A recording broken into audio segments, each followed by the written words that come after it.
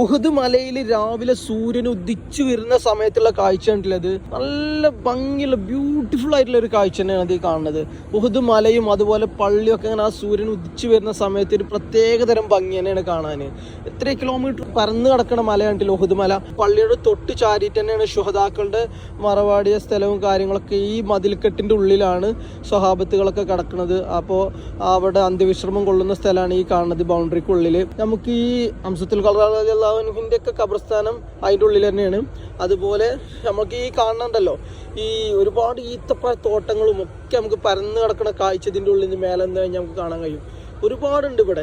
അതുപോലെ തന്നെ ഹറമിൻ്റെ കാഴ്ച, ഹറമൊക്കെ നമുക്ക് ഇവിടുന്ന് നോക്കിയാൽ ഫുള്ളായിട്ട് കാണാൻ കഴിയില്ലെങ്കിൽ ഹറമിൻ്റെ മിനാരങ്ങൾ കാണാൻ കഴിയും. ഒരു 4 മിനാര, നമുക്ക് 4 മിനാരത്തോളം ഹറമിൻ്റെ മിനാര നമുക്ക് ഇവിടുന്ന് കാണാൻ കഴിയും. അതുപോലെ തോട്ടം, ഈത്തപ്പഴ തോട്ടങ്ങൾ ഒക്കെ നമുക്ക് കാണാൻ പറ്റും. നല്ലൊരു ഭംഗിയുള്ള കാഴ്ച തന്നെ വരാം. മുമ്പിൽ കാണുന്നത് ദജ്ജാൽ ഇറങ്ങണ മല എന്ന് പറയുന്നത്. ഇപ്പോൾ രാജാവിൻ്റെ കൊട്ടാരാണ് അതിൻ്റെ മുകളിൽ, അവിടെയാണ് ദജ്ജാൽ ഇറങ്ങുക എന്ന് പറയുന്നത്. അപ്പോൾ ആ കാഴ്ചയൊക്കെ നമുക്ക് ഇതിൻ്റെ മുകളിൽ നിന്നാൽ തന്നെ ഒരുവിധം കാഴ്ചകളൊക്കെ കാണാൻ പറ്റില്ലേ.